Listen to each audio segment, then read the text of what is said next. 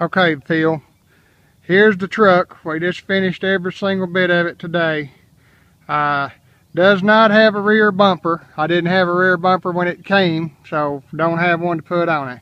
I've told you already, you're going to have to put a set of wheels on it because she sits low to the ground.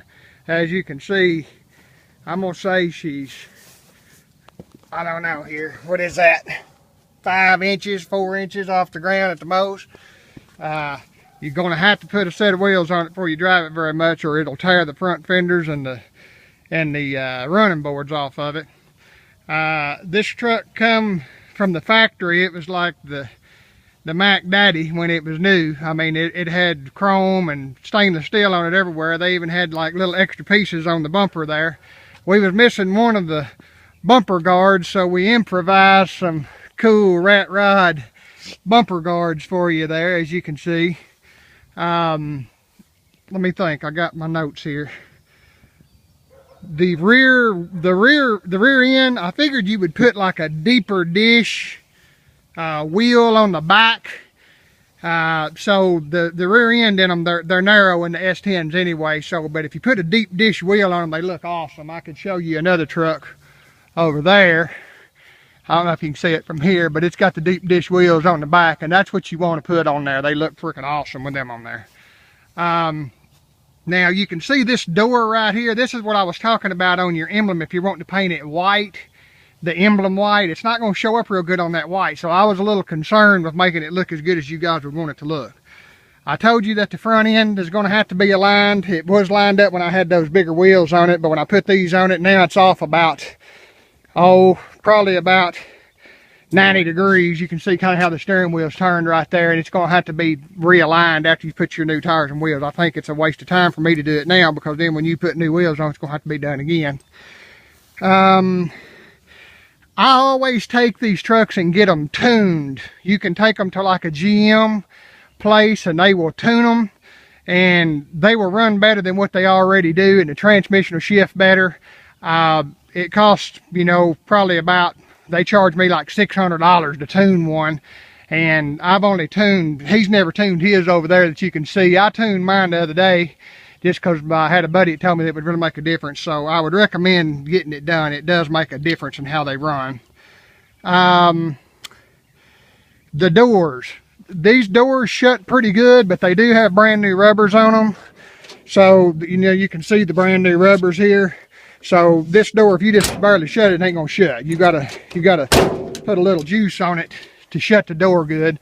The other one over there shuts a little better than this one, but I put the, I got some jacks I put on it and tightened it up, and I had it sitting on that one over there longer. I got you some little custom tail light holders here. That was about a 1920 wrench for your tail light holders. What else we got here? The window on the passenger side. This one over here rolls up pretty good. It's got one little hard spot in it at times, but you can see that rolls right up. See that little spot there, and then if you just give it a little crank, it'll pop right down. That one over there is a little harder to roll up and down. Every truck I have built, this window over here is harder to roll up and down. So I haven't been able to figure out when you get to right there, every single one of them gets hard right there at that point. So you have to put a little juice on her to get her to go up. But I'm just trying to tell you up front. Let's see. All the glass is good in the truck, but now the windshield, it is the original windshield. So you can see it's got a little rat rod age to it because it's probably all original, 1948. Let's see here, anything else? You're going to have to put a new seat in. You said you're going to do your interior. You can see the seat's pretty good, but it's got a spot there and that there. We already talked about that.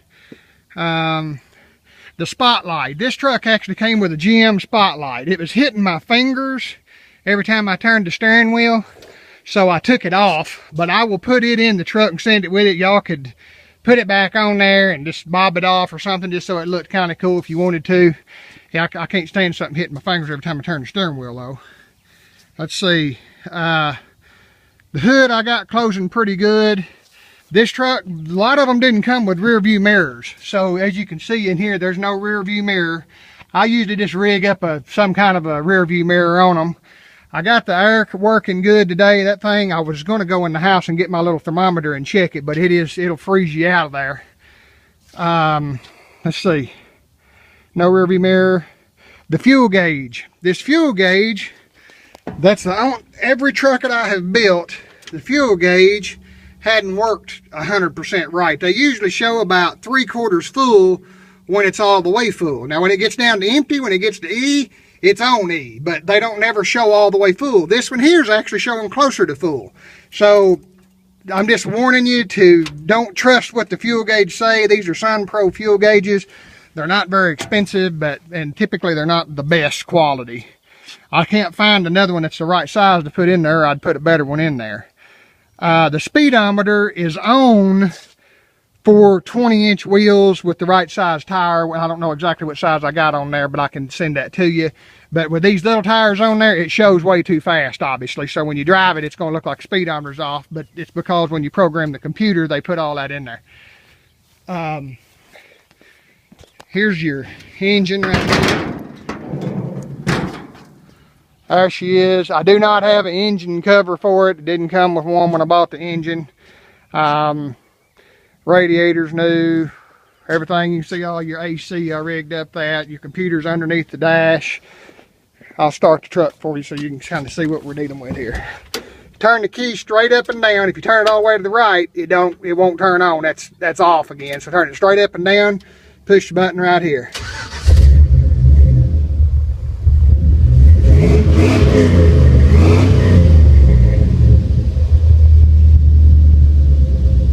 There you can see your dash lights are working. It's pretty bright. Heater's working right here. Here's the heater working. There's low. Here's your AC. You can see that pull the motor down.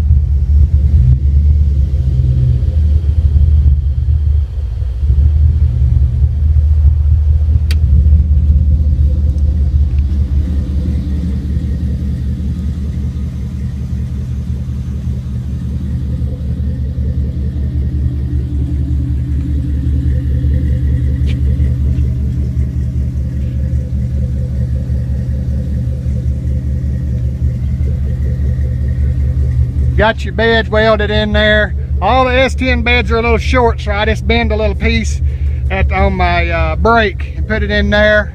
I always tack weld them in there. I think they look good like that. The truck runs freaking awesome.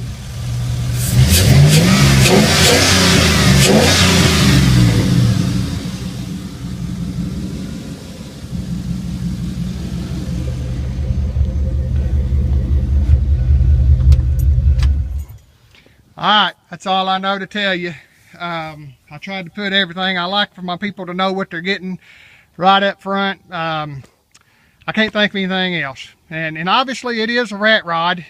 So, you know, you might get it and you may have to, it may blow a fuse or it may have a relay or something that goes out on it. Or I ain't never had any major issues. It's always just been something real small that I've had guys to call me back. But I'll always be here for you and tell you exactly what I know, how to fix it, and try to get you back up and running. But I don't guarantee them to be the perfect rig, because good grief, perfect rig cost you 75 grand today.